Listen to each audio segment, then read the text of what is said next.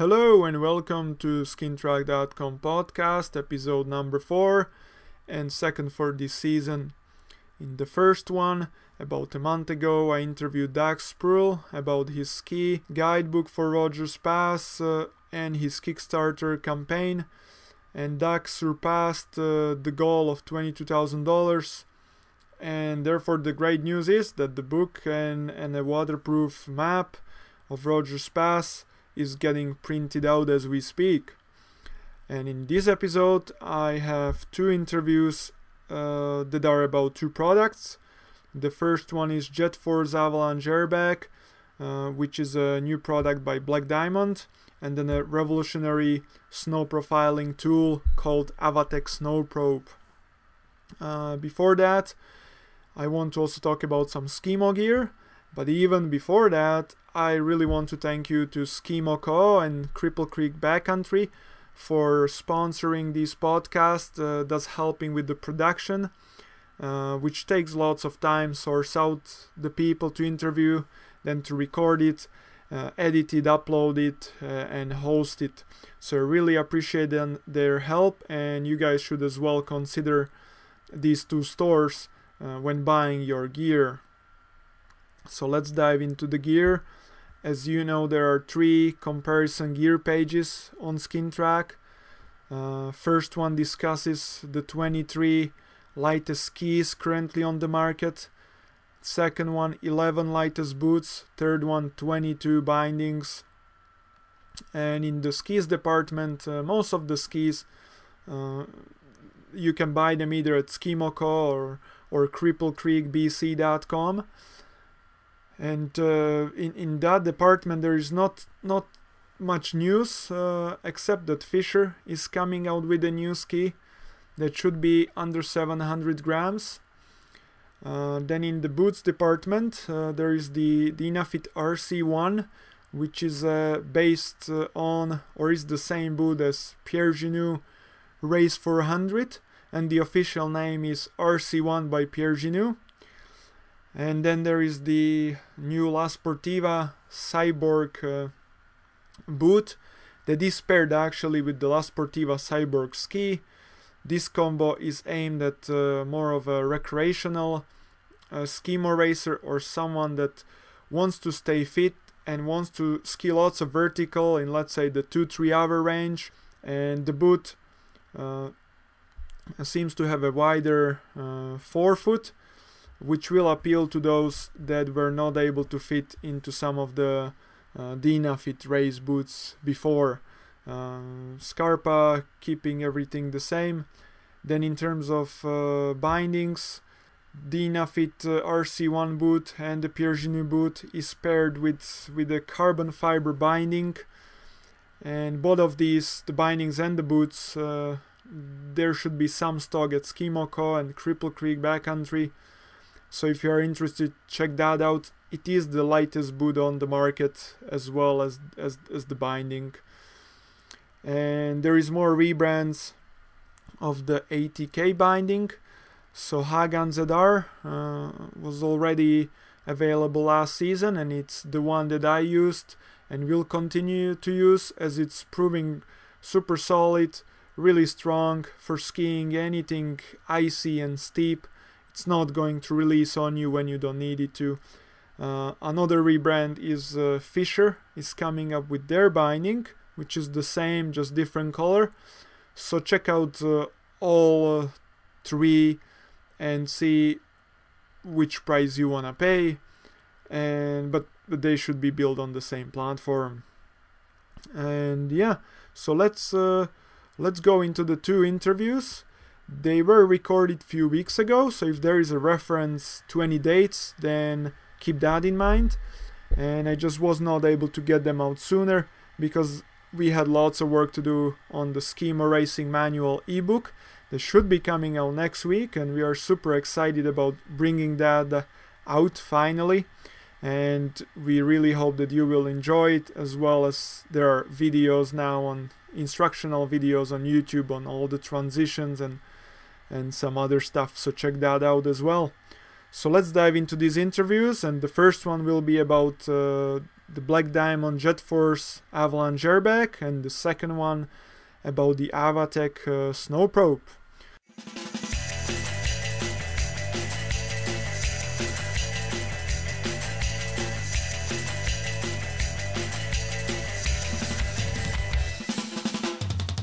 We're gonna talk with Sam Coffey, who represents PR for Black Diamond.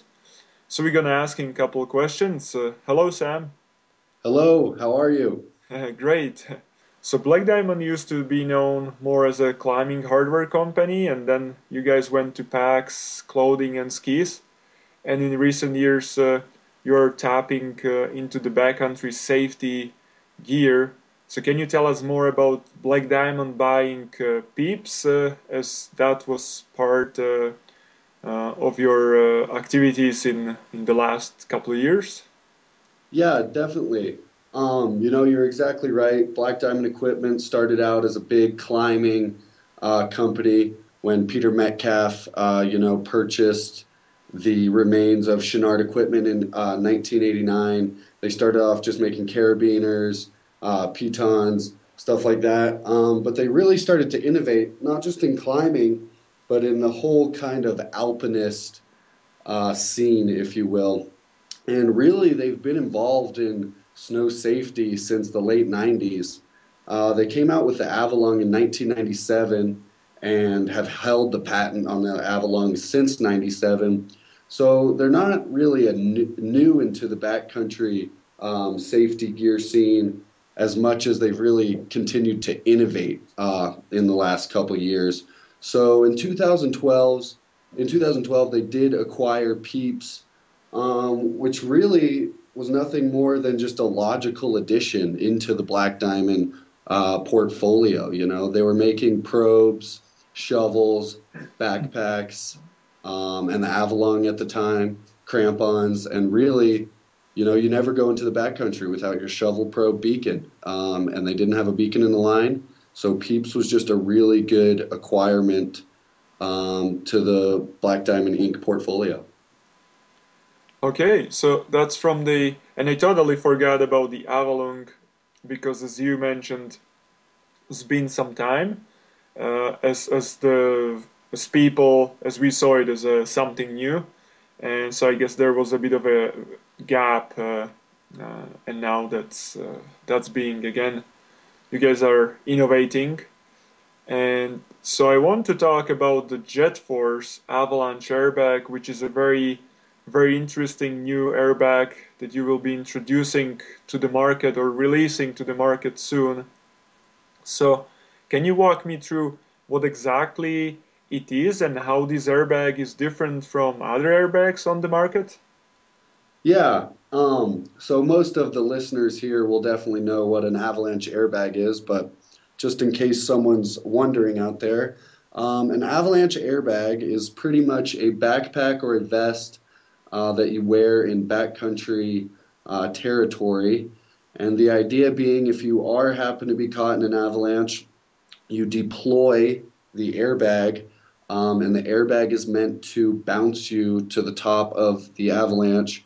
So hopefully you're not buried, and hopefully it could save your life. So the JetForce is a super innovative, very high-tech airbag that Black Diamond Equipment is launching this December, as you mentioned. And the big thing with the JetForce is it's the only airbag pack to use a jet fan to inflate the pack. It's a rechargeable electronic system that they worked heavily with Peeps with, as we touched on before, to develop this technology. And there's a few points that this rechargeable fan really puts this airbag above any other of the airbag packs on the market right now. The first being that you can travel with this pack. All the other packs right now run off a CO2 cartridge, and you can't fly on any airline in the United States with this pack. So if you're doing a heli trip up to Alaska or Canada, or into the States from Canada, you can't fly with a CO2 pack. So the JetForce is fully flyable. You can carry it on or you can check it. So that's the first great thing. The second thing is the multiple deployments. Because it's charged with a battery, you have multiple deployments per charge. So if you charge your pack at night, the JetForce guarantees 4 deployments that day. And there's a few great things about this. The first is practice. The practice comes at a zero cost for the user. When you get up in the morning, you get your glove on, you get to the base of the mountain, you can pull it and practice. Then, if you're skiing a steep pitch, and it starts to slough, never again do you have to think, oh, should I pull this? Should I waste my deployment for the day? No, if you think it's going to slide, pull it. Best case scenario, it doesn't slide and you ski down with an airbag on your pack. But so practice and all that is really some of the key features of the fan. And the final thing is puncture recovery. So it actually, once it's inflated, it runs on a 3-minute cycle in case you are swept into an avalanche, hit a tree or a rock, and the bag gets punctured. The fan keeps running to keep the bag inflated. And then after the 3 minutes, it has an automatic deflation. So if you are buried, the bag deflates, and all of a sudden you have a huge 200-liter air bubble around you. Okay. Yeah, so this all sounds quite different from the other bags. As you said, like it's rechargeable. So that's the 4 deployments in a day. That's huge advantage, because if you have to pull it once in a day, and then but nothing happens, and you are like, oh, I just overreacted, then yeah, you can continue your day. I guess you just pack up the airbag. Exactly. Yeah, you just repack it at the bottom, and you might look a little funny skiing down a slope with an airbag on your back, but hey, at least like you said, you don't have to think twice about pulling it. Yeah, exactly. And so the fan will keep inflating the airbag. It will be essentially fanning in air into the airbag the whole 3 minutes. So for the first of all, it inflates in 3 seconds, fully inflated in 3 seconds, and then the fan runs for about 10 seconds to really blow it up. And then for the 3 minutes, it runs in little bursts. So every 20 or 30 seconds, another little burst comes in, and yeah, it keeps the bag inflated. Okay, so that also, I assume that, as you said, that's the puncture prevention, or not prevention, but recovery feature. And I gather that, let's say, if you are swept through the trees, and the airbag, should it get punctured by a branch or something, then this fan will keep essentially pumping it up. Obviously, if the hole would be too big, then it wouldn't be able to. But this is way better than any other airbag, because those, Correct. yeah, Yeah. yeah. And there is no need for the cylinders, so you essentially, yeah, you can carry it, as you said, anywhere in the world. You can take it with you and use it. Yeah, which is great. Yeah. Exactly. And it's also, besides, for the electricity, it's free to recharge and reuse every time you fill up one of those cylinders. It's at least 20 or so US dollars. So in the long run, it takes down a lot of cost, especially if you're skiing a lot in the backcountry. Yeah, yeah, and then I guess that would, the cost of the refilling would start. Should it run into higher costs, it will alter your decision in terms of, like, should I pull or should I not pull? Yeah, that's a Because, great point. yeah, yeah. Okay, and so is there any different to the shape of the actual airbag, or is it fairly standard? Most of the shapes are pretty standard these days. The JetForce is a large horseshoe shape, if you will. And the big pillow protection is meant to protect your neck and head, so your neck can't get swooped back, and the sides are meant to protect your vital organs. And I think most are similar shape these days. The JetForce is one of the largest airbags, if not the largest on the market, at 200 liters. And it also comes out of one deployment compartment. I know some of the first ones came out of like three compartments, one to the side, two to the side, one to the top. The JetForce comes out of one large pocket. Hmm. And I see that you guys have, there will be like three models, 11 liter, 28, and 40. So will that, will all of them have the 200-liter airbag? Yeah, they all have the big 200-liter airbag. And like you said, Black Diamond will offer an 11-liter, which is called the Pilot, which is good for, if you're heli skiing or just doing quick hits in the backcountry. The Halo, which is the 28-liter, which is kind of your good all-around day pack. And then the Saga, which is the 40-liter, which is great for guides or hut trips or Hmm. anything like that. And weight-wise, how does it compare to the other airbags, like the backpacks itself? It's definitely not the lightest out there with the electronic system, but we also know it's not the heaviest either. So it's somewhere in the middle to two-thirds percentile Mhm. at weight. Yeah, okay. And from what I know about essentially electronics and new devices and gadgets coming onto the market, and with engineering being focused a lot these days on electric power, I would assume that the weight and size of some of the components for the JetForce will be coming smaller and lighter in just a few years from now. Yeah, I Yeah, would I would think so. yeah. Okay, and then we were talking about before we started about that there is a PEEPS uh, automatic diagnosis check at every startup. So what does that mean? Yeah. So like I mentioned before, Black Diamond worked with Peeps extensively on this technology. And similar to when you turn your beacon on, and it gives you a little beep to know it's ready, the Black Diamond Jet Force will also do a automatic system self-diagnostic every time you turn it on. So you hold the button for 6 seconds, and it does a systems check through. So you'll hear the fan inflate for a second, and then it'll give you another beep and a green flashing light. Hmm. So when you hear that systems check and the green flashing light comes on, you know you're good to go and the bag is ready to inflate in backcountry territory.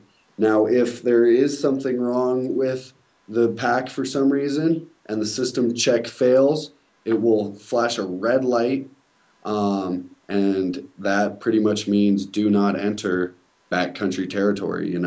You want this pack to be ready to go, and it will be. And this automatic system self-diagnostic is just another great feature to really give you the confidence of the pack.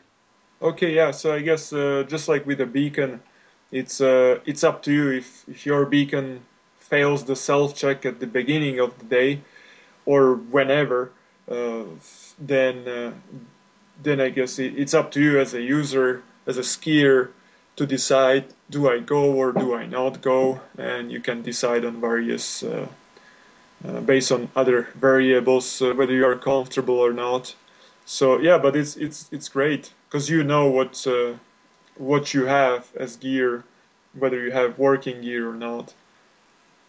Yeah, exactly. And I'm glad you touched on that, because with the other packs currently, because they're just a CO2 system, have no electronics, there is no test, what I mean? You pack it yourself and you fill it up yourself and then you screw it on tight and you think it's going to work and you hope it works. But with this, you have Yeah. that systems check.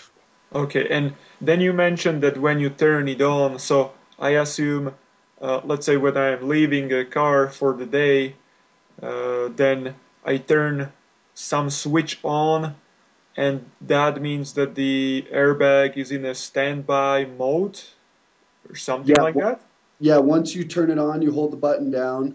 it's good to go for the day. You know, it's not using much battery, just being on standby, if you will.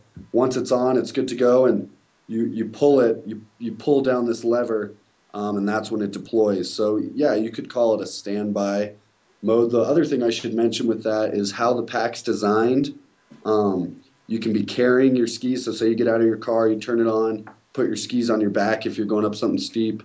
The airbag will still deploy with your skis on your back if you were to be so unlucky and get caught in an avalanche while hiking up the mountain. Mm-hmm. Okay. Yeah, that's sweet. That's definitely because sometimes, or I mean, sometimes, I guess lots of the times, if it's when we are boot packing and it's winter, then you are likely, when you are boot packing, kind of in the most vulnerable situation, because if you are boot packing, you're probably checking out the slope that is steep enough, and but it's, you assume that it's worth to ski because of the snow, and hopefully you want to make the right call with the snow analysis and looking at the weather and terrain. But yeah, this is your backup for Yep, sure. Yeah. exactly. Yeah. Okay. So I have. Yeah, I wanted to ask, as people will be interested. You mentioned that you guys will be releasing it to the market for sale in December, and so could people? They have to wait till December to buy it. Can they pre-order?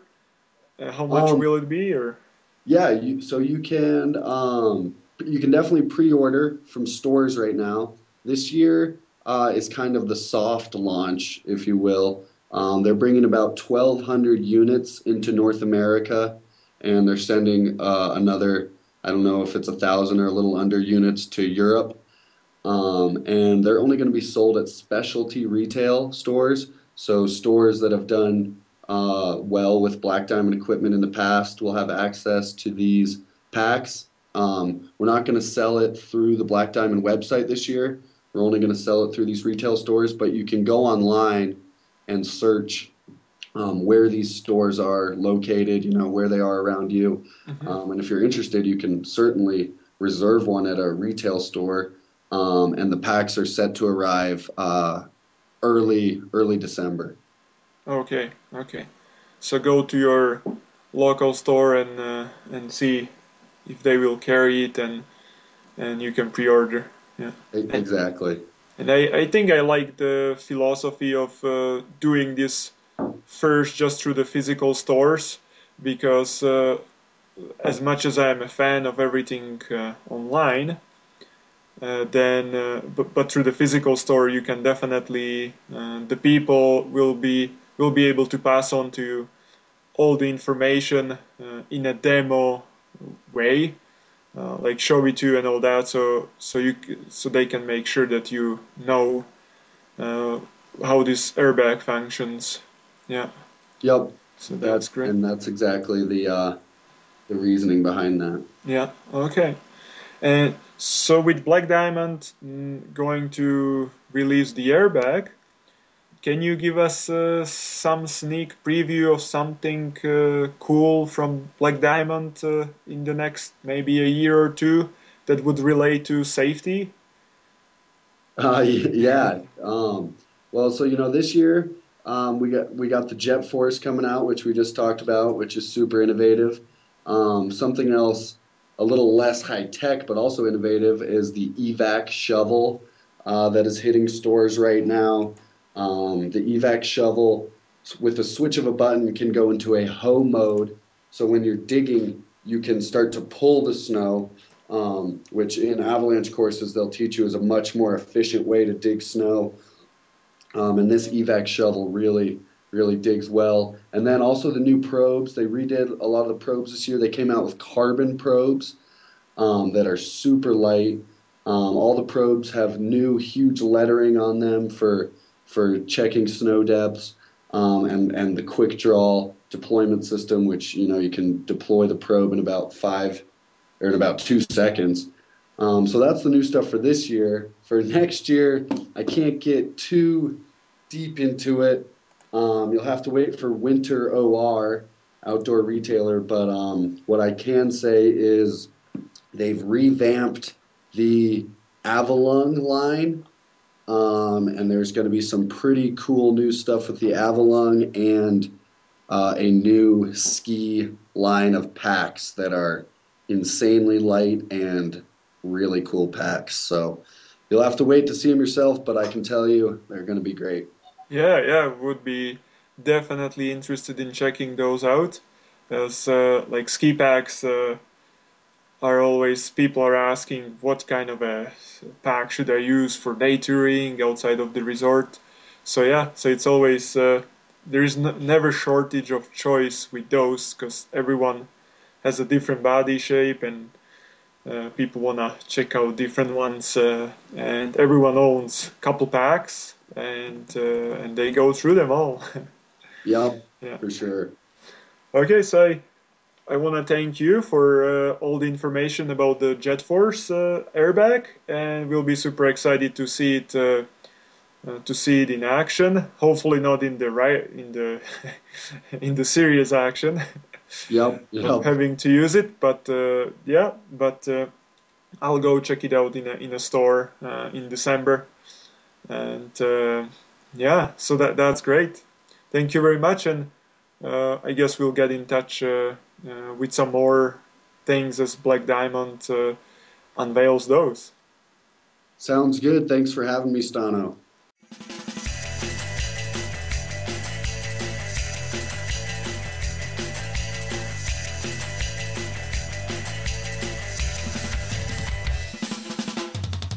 Hello, my name is John DeQualo, and I'm with Sam Coffey. We are both marketing representatives for AvaTech, a new startup company. We've actually been working as a brand for 2 years, since 2012. So here we are, 2014, and our first products will be hitting the market here near the end of December. But again, it's John DeQualo and Sam Coffey, and we are marketing reps. So excited to be with SkinTrack today to talk about AvaTech. Okay, I'm excited as well, and to bring the listeners and readers of SkinTrack the insight on this, which I think is a revolutionary device in avalanche prevention world. And so maybe John, you can just briefly talk about the history. You mentioned that AvaTech is on the market since 2012, or just kind of give us a little bit of background. Yeah, as a brand, we started in 2012 developing our first products, which again will not be available until late 2014, in another month or so here at the end of December. But in the last 2 years, we have been working on our first device, what's referred to as the SP1. I'll get into that in a second. But we have been working with industry partners. We've had a very intense testing program that's included upwards of 20 different ski resorts around North America. We've partnered with seven avalanche education providers, forecasting centers, guiding companies, heli ski and cat ops.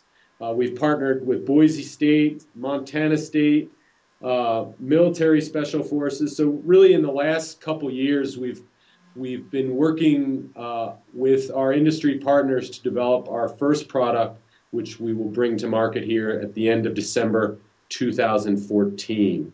And that product is referred to as the SP1. So that's really what's taken place up until now over the last 2 years.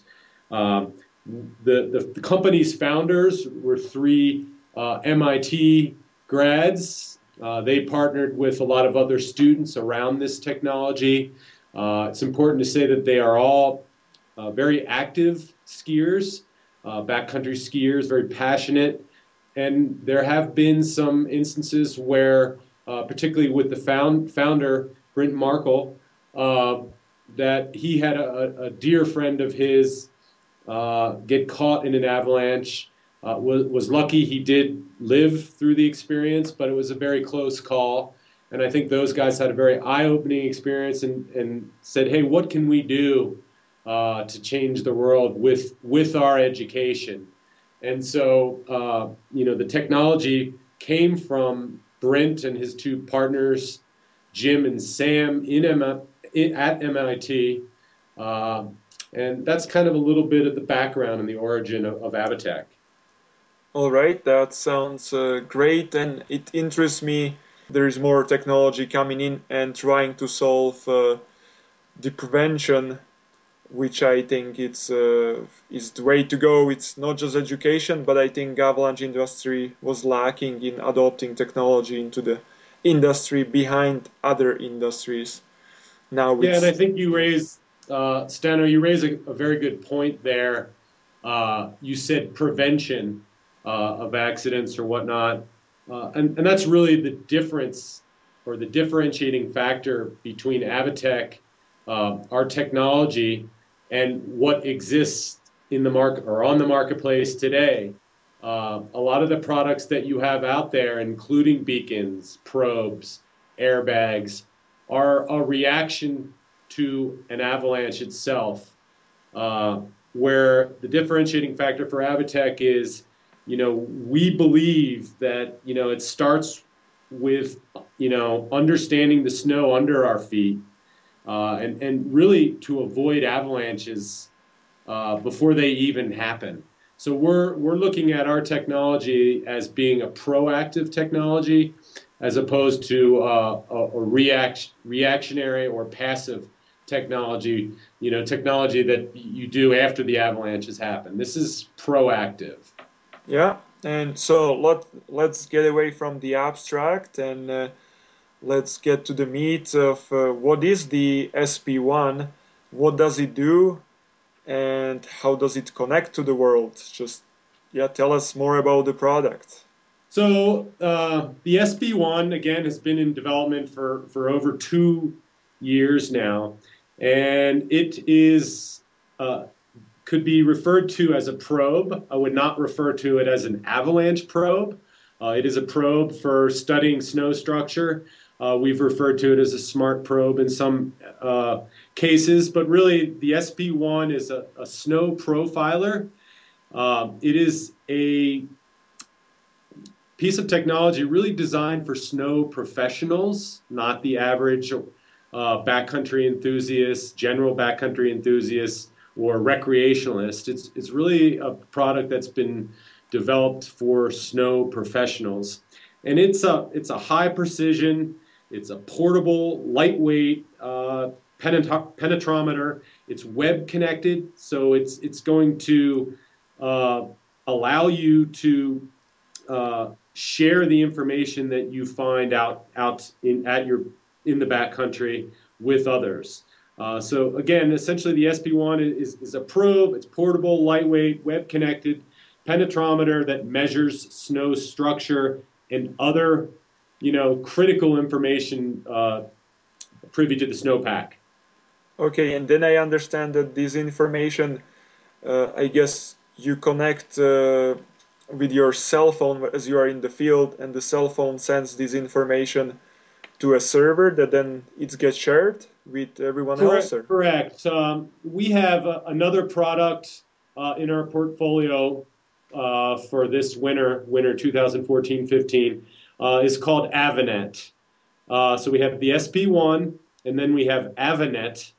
And AvaNet is the data platform which crowdsources all the information from the SP1.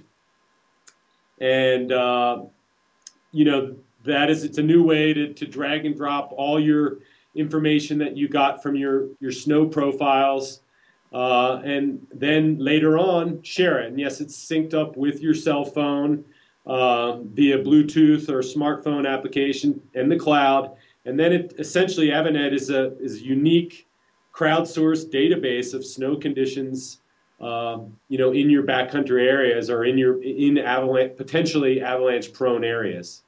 Okay, and you mentioned that the SP1 is primarily for professionals.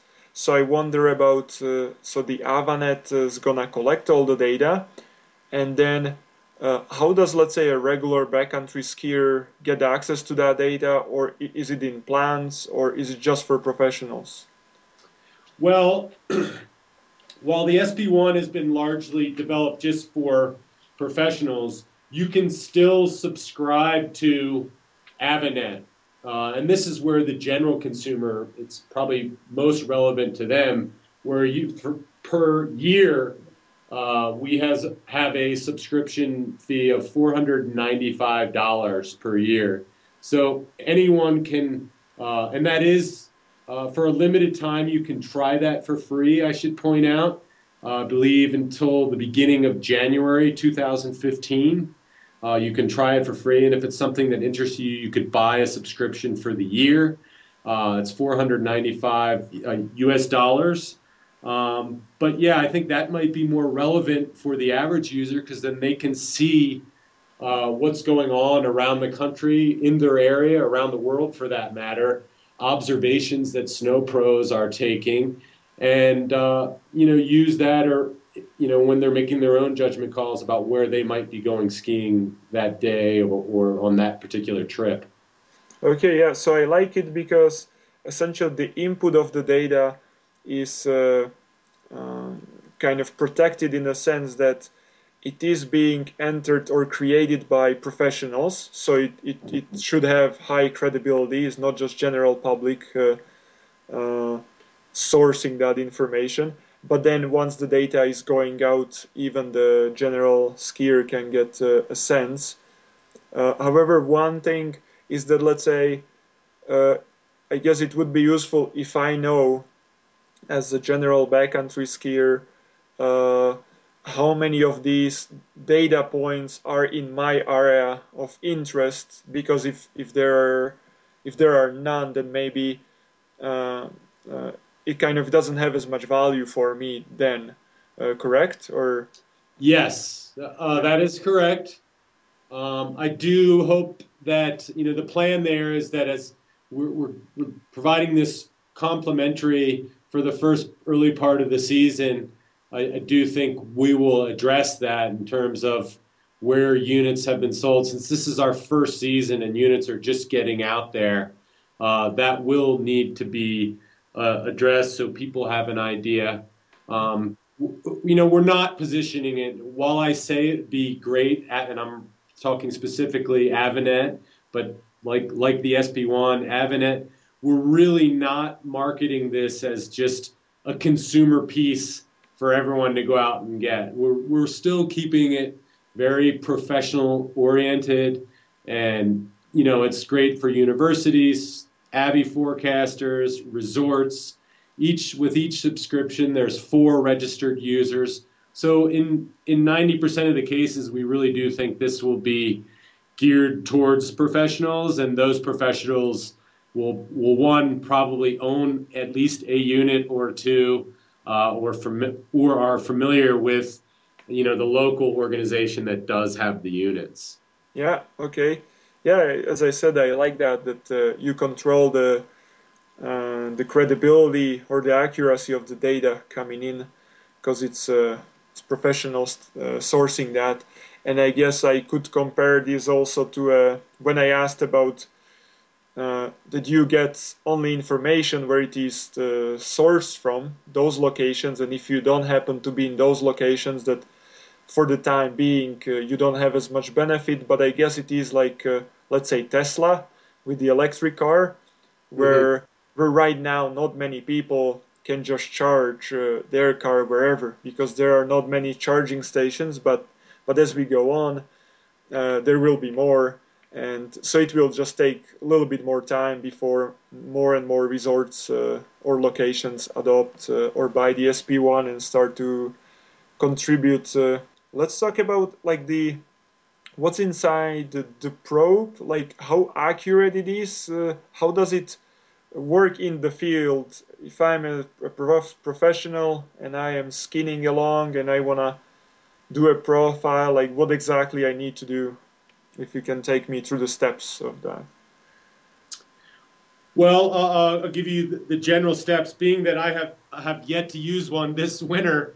The exact details which button to press and things like that. I need a little practice myself, but essentially, I do want to lead off by saying that the SP1 is not really a replacement for digging pits or sound judgment in the backcountry. I feel like I need to lead with that. What this does do, though, the SP1, is it really allows us to look at the snowpack with a better sense of spatial variability because as you go out, it takes a half hour, 20 minutes to dig a pit, if not longer. The SP1, you can go out and within 2 seconds get over 5,000 different measurements of the snowpack, at the point at which you probe. And you can record that information.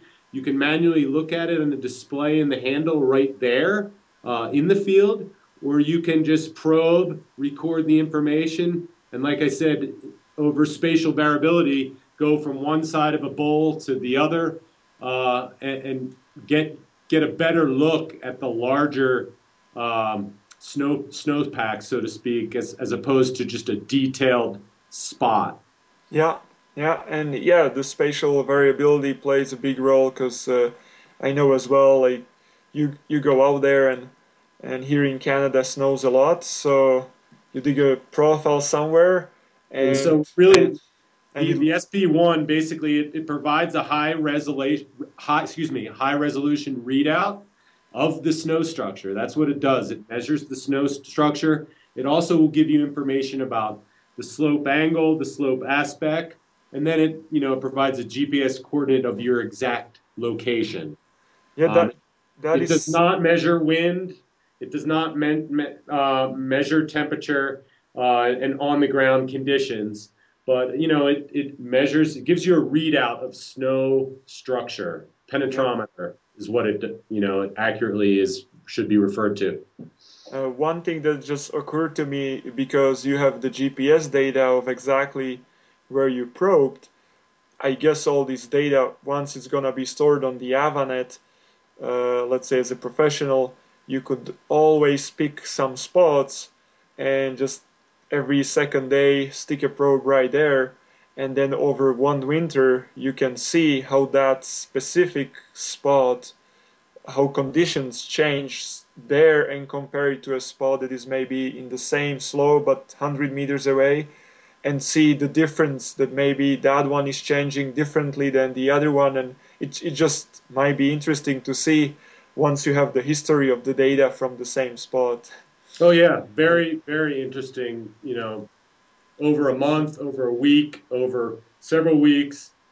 I really think, I think of our local ski area, Aspen Mountain, Aspen Resort.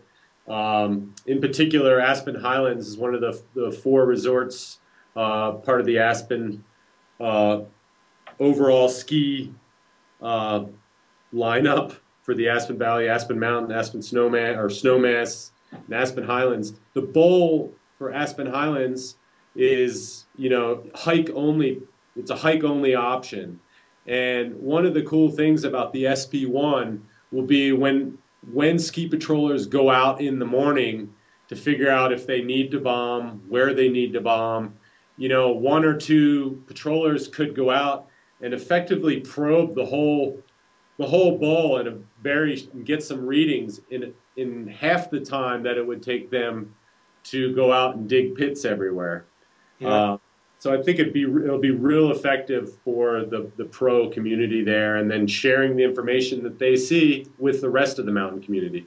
I'm curious myself, how is it powered? Like, is there a rechargeable battery pack, or?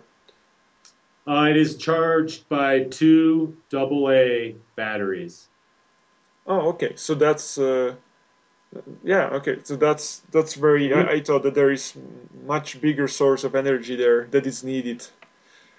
Yeah, no, it's just at this point it's just 2 AA batteries. You could use rechargeable batteries if you wanted.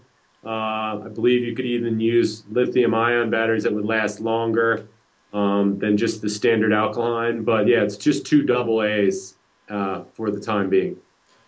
Okay, and from here on, if some professionals want to get on the wagon and want to start using it, they want to order it. What can they do now to get their Well, hands on? the best place to go is to avatech.com. There are ordering instructions on our website. We did, as part of a pre-season special, it's been going on for a few weeks. It started September 16th, and it just finished yesterday, October 6th. We were running a over 30% discount on the unit online. That preseason special just ended, but you can still order via avatech.com. And the MSRP is $22.49. That's $2,249 US.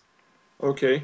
Is there any background check, like credentials check, when an order comes in? That is not my area of specialty, being on the marketing side of the business, but I do believe sales is working with the community, the mountain community, and looking for some sort of resume that would indicate your professional status. And yeah, I mean, they're not necessarily looking to block people from getting it, but it's better put, they're looking to work with snow professionals. Yeah, I for sure I agree that that will be a key in having the accurate, relevant data there. That at least has to start that way, and we'll see where it goes from there, I guess. Yeah. And so, in terms of AvaTech, are you guys planning? Do you have in the pipeline some more cool ideas for years to come, or so far it's just grinding? To making sure that SP1 is a success, and then there will be brainstorming sessions later on. Well, I mean, there's certainly thoughts out there about our next round of products in seasons to come. I would say our goal and effort and focus really is around the SP1 and its launch with the professional community. In future seasons, we do hope to have other products out, potentially, what we might call the SP2 or something like that, for a different audience or a more free ride audience. But there's really no timetable on that. But yeah, there is a hope that we will have new devices, one that could offer more information for professionals and maybe one that offers less information for just free ride skiers that are in the backcountry. But again, our focus is on the SP1 this season, and with the professional community. Yeah, I guess, and you will get lots of feedback from. Exactly. Yeah, and then based on that, you can decide with that feedback what would be the best approach, what information you want to make available to the average skier, and what is relevant to them, because you don't also want to cloud their judgment with maybe unnecessary information that they don't know exactly how to interpret. Exactly. And, yeah, okay. And I have a last question, and it's that I saw since you released the intro video for SP1 on YouTube, I think it was on September 15th that I see on YouTube. That's the date for when it was released, and since then it's about 20 days, and I see that there is 30,000 views. So for me, that's very that is amazing for a product like that, a product from an outdoor industry that gets so many views in such a short time, and it's not being some skis or something that makes the skiing itself enjoyable, but it is a safety product, which I think people are often, they don't have a problem dropping $1,000 for new skis every season. Yet if there is a airbag or a beacon that costs $700, people are like, well, that's too much. But Mhm. but what I see, I guess, with these views is maybe that mindset is slightly changing, because if 30,000 people watch it, then I bet there is interest in that. So since you guys had 30,000 views in 20 days, the question would be, can I buy shares of your company in case you go public one day? Maybe one day, Stano. So We're very, very excited about the launch.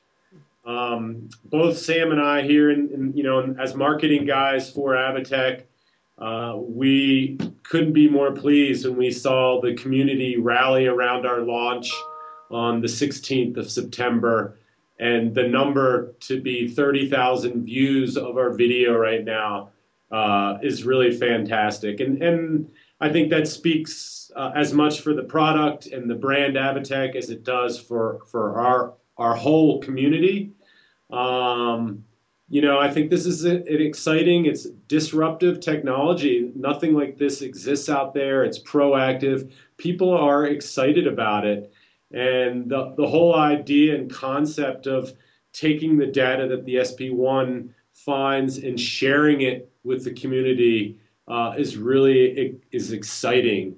And if you want to take a look at the history of products like this, you probably should talk to the product guys at AvaTech first. But I do think like there's an instrument that the Swiss developed years ago called the Swiss pen for measuring snowpack and snow structure.